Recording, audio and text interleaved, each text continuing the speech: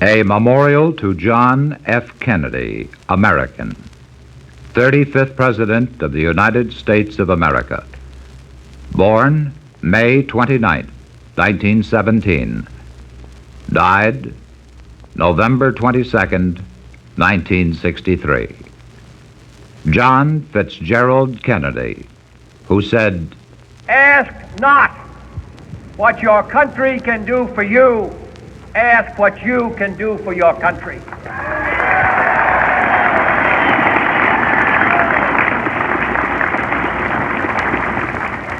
Those words, spoken on January 20th, 1961, will live along with the memorable words of Patrick Henry and Abraham Lincoln. John F. Kennedy, gentleman and naval hero, who lived with physical pain every day of his life since he was grievously hurt in the Pacific, defending the country he loved, and who lived with a deeper and more painful hurt, that of man's inhumanity to man every moment of his life. He walked a road that was to lead to greatness. Rarely do politics and a giant intellect combine in one man, but in John F. Kennedy they did. It was cold, below freezing in Washington, D.C. the day he said those words. It was January 20th, 1961. The leafless trees lined the wide streets of Washington. The starkly white and beautiful buildings of our nation's capital watched as they had on other such days. Inauguration Day for John F. Kennedy. While others sat huddled against the cold and the sifting flurries of snow, there on the Speaker's platform in front of the Capitol, he took the oath of office, the highest office in the land, as administered by Chief Justice Earl Warren of the Supreme Court. And then, bareheaded and refusing the comfort of an overcoat, he gave in a strong and fearless voice the speech that launched him on his too short journey as President of the United States, and that underscored for all to hear his convictions and his principles, his beliefs and his dreams. John Fitzgerald Kennedy, barely 30 seconds a president, gave his message and promise of hope to all men, his inaugural address. Vice President Johnson, Mr. Speaker, Mr. Chief Justice, President Eisenhower, Vice President Nixon, President Truman, Reverend clergy, fellow citizens. We observe today not a victory of party, but a celebration of freedom, symbolizing an end as well as a beginning, signifying renewal as well as change. For I have sworn before you and Almighty God the same solemn oath our forebears prescribed nearly a century and 3/4 ago. The world is very different now, for man holds in his mortal hands the power to abolish all forms of human poverty and all forms of human life. And yet the same revolutionary beliefs for which our forebears fought are still at issue around the globe. The belief that the rights of man come not from the generosity of the state, but from the hand of God. We dare not forget today that we are the heirs of that first revolution. Let the word go forth from this time and place to friend and foe alike that the torch has been passed to a new generation of Americans born in this century, tempered by war, disciplined by a hard and bitter peace, proud of our ancient heritage, and unwilling to witness or permit the slow undoing of those human rights to which this nation has always been committed and to which we are committed today at home and around the world.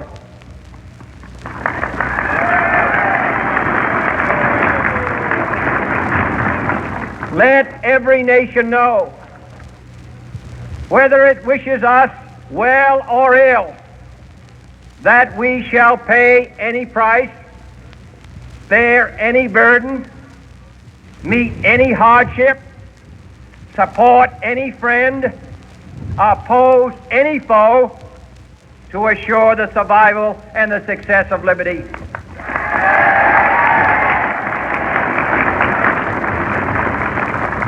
This much we pledge and more.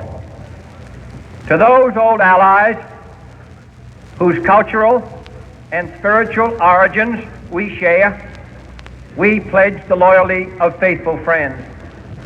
United, there is little we cannot do in a host of cooperative ventures. Divided, there is little we can do, for we dare not meet a powerful challenge at odds and split asunder. To those new states whom we welcome to the ranks of the free, we pledge our word that one form of colonial control shall not have passed away merely to be replaced by a far more iron tyranny. We shall not always expect to find them supporting our view, but we shall always hope to find them strongly supporting their own freedom, and to remember that in the past, those who foolishly sought power by riding the back of the tiger ended up inside.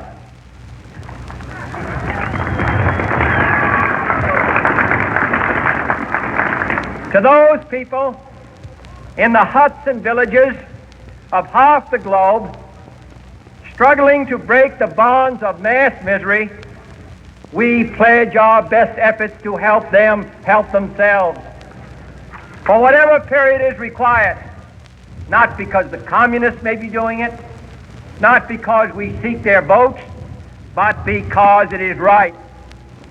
If a free society cannot help the many who are poor, it cannot save the few who are rich.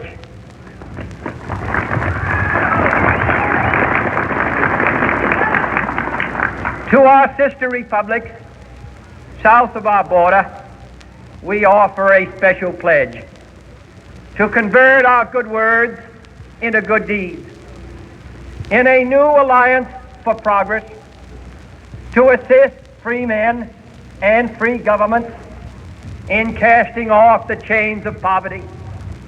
But this peaceful revolution of hope cannot become the prey of hostile powers. Let all our neighbors know that we shall join with them to oppose aggression or subversion anywhere in the Americas. And let every other power know that this hemisphere intends to remain the master of its own house.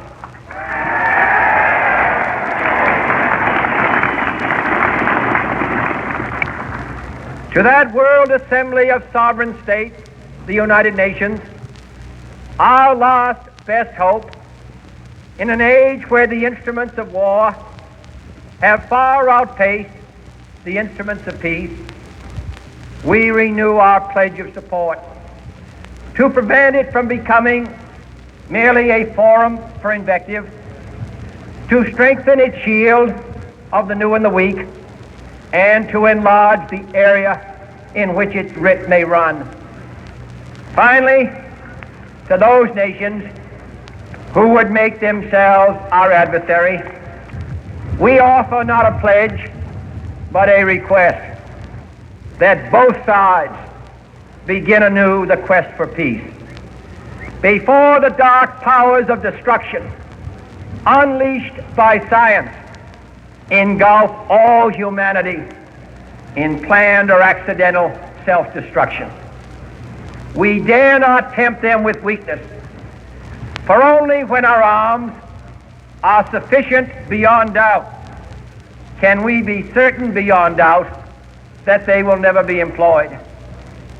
But neither can two great and powerful groups of nations take comfort from our present course, both sides overburdened by the cost of modern weapons, both rightly alarmed by the steady spread of the deadly atom, yet both racing to alter that uncertain balance of terror that stays the hand of mankind's final war.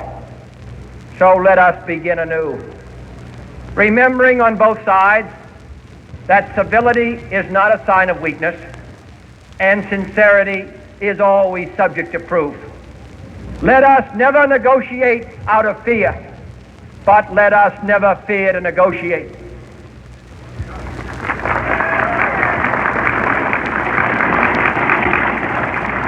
Let both sides explore what problems unite us, instead of belaboring those problems which divide us.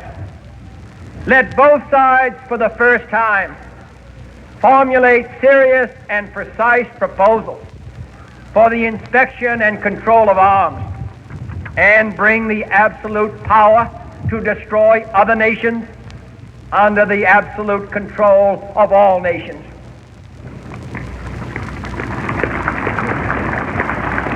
Let both sides seek to invoke the wonders of science instead of its terrors.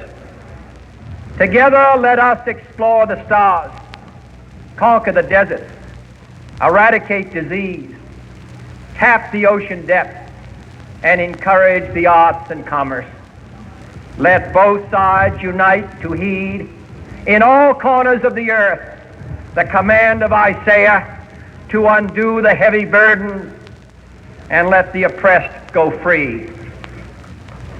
And if a beachhead of cooperation may push back the jungle of suspicion, let both sides join in creating a new endeavor, not a new balance of power, but a new world of law, where the strong are just and the weak secure and the peace preserved.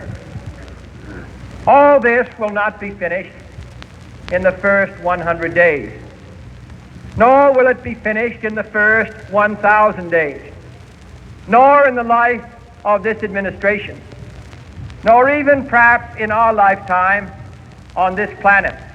But let us begin.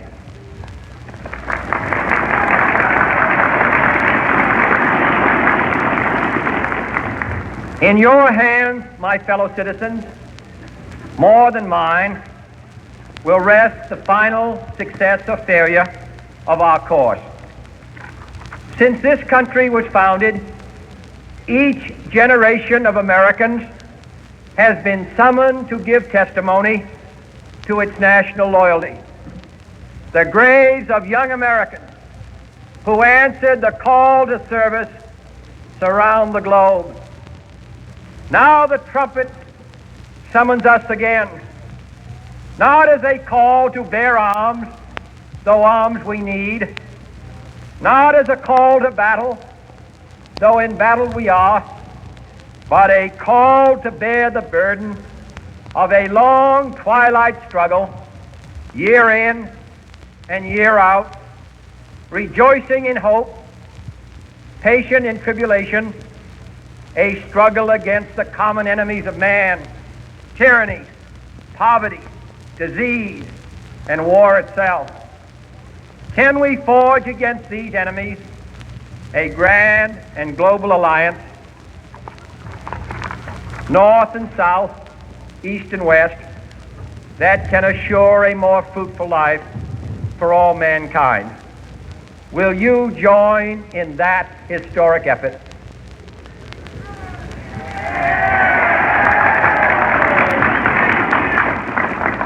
In the long history of the world, only a few generations have been granted the role of defending freedom in its hour of maximum danger.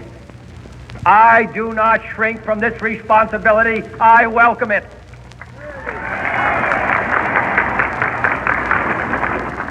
I do not believe that any of us would exchange places with any other people or any other generation. The energy, the faith, the devotion which we bring to this endeavor will light our country and all who serve it. And the glow from that fire can truly light the world. And so, my fellow Americans, ask not what your country can do for you, ask what you can do for your country.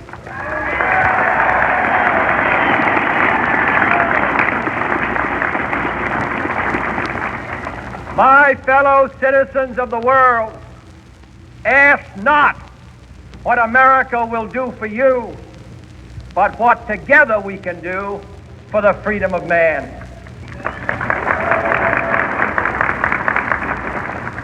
Finally, whether you are citizens of America or citizens of the world, ask of us here the same high standards of strength and sacrifice which we ask of you.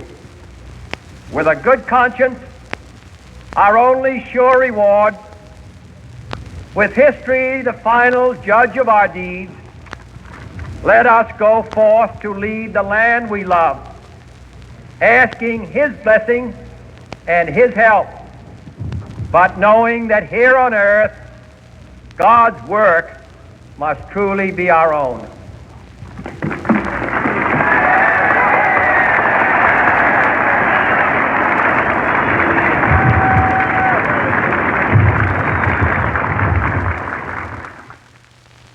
And so John F. Kennedy had taken the first step on the journey of only 2 years, 10 months, and 2 days. A brief and fearless 1,037 days as chief executive.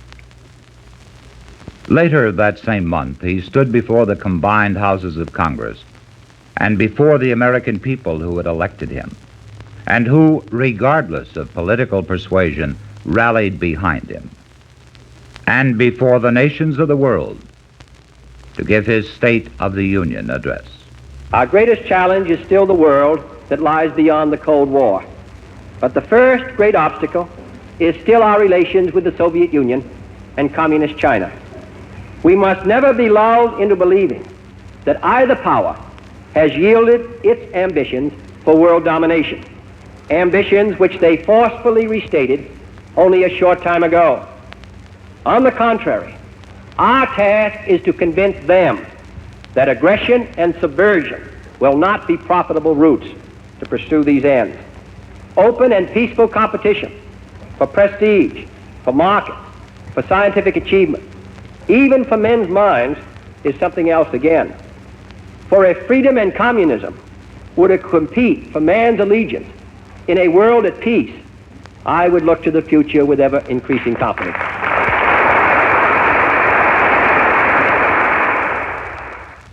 On the presidential coat of arms, the American eagle holds in his right talon the olive branch, while in his left he holds a bundle of arrows. We intend to give equal attention to both.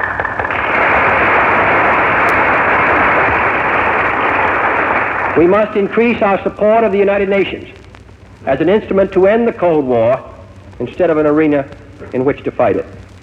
In recognition of its increasing importance and the doubling of its membership, we are enlarging and strengthening our own mission to the UN.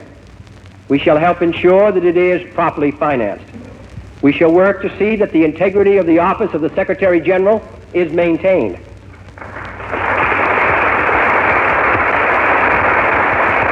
Life in 1961 will not be easy. Wishing it, predicting it, even asking for it will not make it so. There will be further setbacks before the tide is turned, but turn it we must. The hopes of all mankind rest upon us, not simply upon those of us in this chamber, but upon the peasant in Laos, the fisherman in Nigeria, the exile from Cuba, the spirit that moves every man and nation who shares our hope for freedom and the future. And in the final analysis, they rest most of all upon the pride and perseverance of our fellow citizens of the great republic. In the words of a great president, whose birthday we honor today, closing his final State of the Union message 16 years ago, we pray that we may be worthy of the unlimited opportunities that God has given us.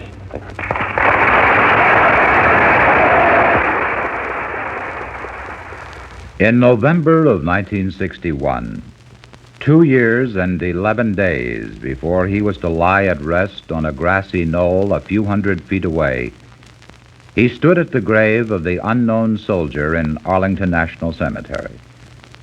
His speech was short, but prophetic, for in it he rededicated himself to the path he had chosen, the painful road that leads to freedom for all men, of all races, in all nations.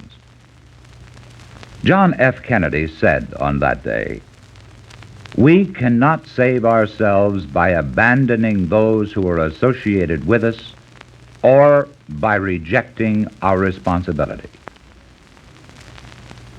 His words, only 741 days before he was to lie at rest himself, though not unknown. In April of 1962, a crisis confronted him, and with the same resolution and devotion to duty he had shown all his life, he faced it and conquered it. The major steel producers of the nation, perhaps falsely lulled by John F. Kennedy's background of affluence and his own independent wealth, summarily announced a rise of $6 in the price of steel. Thinking only of the good of the nation and the world, the effect this increase of steel costs would have on the economy, he rose to the challenge and struck back. The simultaneous and identical actions of United States Steel and other leading steel corporations increasing steel prices by some $6 a ton constitute a wholly unjustifiable and irresponsible defiance of the public interest. In this serious hour in our nation's history, when we are confronted with grave crises in Berlin and Southeast Asia, when we are devoting our energies to economic recovery and stability, when we are asking reservists to leave their homes and families for months on end, and servicemen to risk their lives, and 4 were killed in the last 2 days in Vietnam, and asking union members to hold down their wage requests, at a time when restraint and sacrifice are being asked of every citizen, the American people will find it hard, as I do, to accept a situation in which a tiny handful of steel executives, whose pursuit of private power and profit exceeds their sense of public responsibility, can show such utter contempt for the interests of 185 million Americans. If this rise in the cost of steel is imitated by the rest of the industry instead of rescinded, it would increase the cost of homes, autos, appliances, and most other items for every American family. It would increase the cost of machinery and tools to every American businessman and farmer. It would seriously handicap our efforts to prevent an inflationary spiral from eating up the pensions of our older citizens and our new gains in purchasing power. It had the desired effect. The next day, U.S. Steel and the other major producers of steel backed down and rescinded the increase of price in raw steel. John Fitzgerald Kennedy had won yet another battle.